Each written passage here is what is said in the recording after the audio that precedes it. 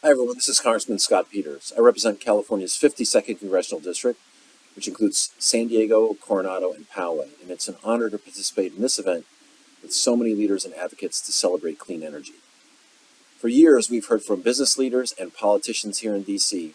that moving away from the status quo and fossil fuels will hurt our economic trajectory. For too long, there weren't enough incentives to embrace clean energy and all its potential. But now, after signing the Infrastructure Investment and Jobs Act and the Inflation Reduction Act into law, we know that that's no longer the case. With investments in a national climate bank, transmission infrastructure, tax credit for technologies, including solar, wind, carbon capture, and more, we're charting a new and cleaner course. As you all know, embracing the power of clean energy means reframing the way we think about many issues, including how we conduct trade. The main finding of a 2021 report from UC San Diego's Center for Commerce and Diplomacy Task Force on Climate and Trade is that climate cooperation is impossible without trade coordination. Re-entering our global trade system around climate action is also an opportunity for the United States. We will remain a global economic leader by raising our ambition to provide clean products and fuels that the world is increasingly demanding. Just this month, the Climate Leadership Council found that U.S. producers of bulk chemicals are 10 to 40% more carbon efficient than the global average. Last year, the same group found that the U.S. steel industry is 75 to 320% more carbon efficient than global producers, depending on the product segment. Our trade system should reward these carbon benefits. In addition to ensuring our trade system rewards clean producers, we also have to improve technology transfers from the U.S. to the developing world to help bring down global emissions. As we approach these policy challenges, we have to remember that this country has never solved any great problem, whether it's sending men to the moon, winning a world war, or beating back a global pandemic, with the participation of just one political party. Solving the climate crisis is a big problem and will be no different.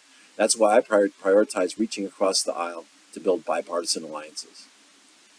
For instance, last Congress, I introduced the Use It Act with my Republican friend from West Virginia, Dave McKinley. California and West Virginia working together. The bill invests in carbon capture, direct air capture, and the development of pipelines for CO2. With the support of industry, the bill passed last year. This Congress, I introduced the National Climate Adaptation and Resilience Strategy Act with Rep. Salazar of Florida, the Global Nuclear Energy Assessment and Cooperation Act with Rep. Carter of Georgia, and perhaps with my most unlikely partner, the Save Our Sequoias Act with Minority Leader Kevin McCarthy. The Sequoias bill now has 25 Democratic and 25 Republican co-sponsors and was introduced in the Senate earlier this month by California Senators Feinstein and Padilla. The intersection of climate and trade is an area ripe for bipartisan cooperation. Last year, Senator Coons of Delaware and I introduced the Fair Transition and Competition Act. That bill would establish a border carbon adjustment, or BCA, on carbon-intensive imports to account for the costs incurred by U.S. businesses to comply with laws and regulations limiting greenhouse gas emissions. It also requires implementation of the BCA to be consistent with international agreements, including free trade agreements, and requires the Department of State and U.S. Trade Representative to engage with other countries to ensure fairness in the application of climate-related tariffs. We introduced this bill as an opening offer, and we're working with our domestic and international counterparts to find a fair and effective international climate and trade regime. Maintaining U.S. competitiveness and ensuring U.S. companies do not face unfair competition abroad is a bipartisan priority. Simultaneously, there are national security implications for our global energy policy. We have to push back on China and Russia and ensure that U.S. technology and energy is dominating the global energy landscape throughout the 21st century. Whether we like it or not, incorporating climate considerations into our trading efforts is going to be front and center. Fortunately, Republicans are already starting to lead. Senators Cassidy of Louisiana and Kramer of North Dakota have highlighted the U.S. climate advantages and are exploring legislative options. I look forward to continuing to work with them to find bipartisan solutions.